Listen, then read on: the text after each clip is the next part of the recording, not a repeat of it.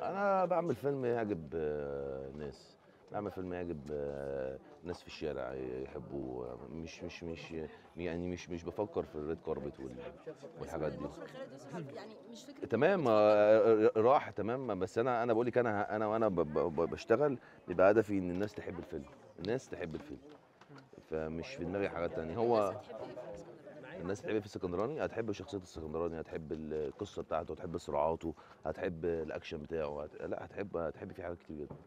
وكفاية إن هو فيه نجوم كبيرة في الفيلم يعني. اول بطوله ليك يا عوضي؟ فؤاد قاعدين لا تهزروا بيوم أخويا، بيوم أخويا، إحنا بس نحب نرازي بعض كده احمد اول عوضي، انت بطوله من ليك. النجوم اللي في الفترة الأخيرة حققوا نجاح وجماهيرية برضو كبيرة. ربنا صارف لك زي ما ثانية بيتقال. واحدة يا الحمد أمير، لله. معلش سر أنا الصرف آسف. ده ايه؟ أمير معلش ثانية لا واحدة، اسأل السؤال ده تاني معلش.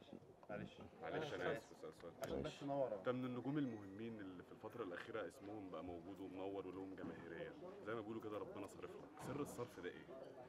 والله يعني أنا واحد بيراضي ربه يعني مجتهد في شغله، فالحمد لله يعني ما اعرفش ده رب، هو ربنا صارف لك دي حاجه الحمد لله نحمد ربنا عليها يعني. بس اصل خلي بالك يعني هو يعني من حبه ربه حابب فيه خلقه، فاهم؟ فلو انا عندي جماهيريه والناس بتحبني فعشان هو ربنا بيحبني فكده انا مرضيه يعني، صح.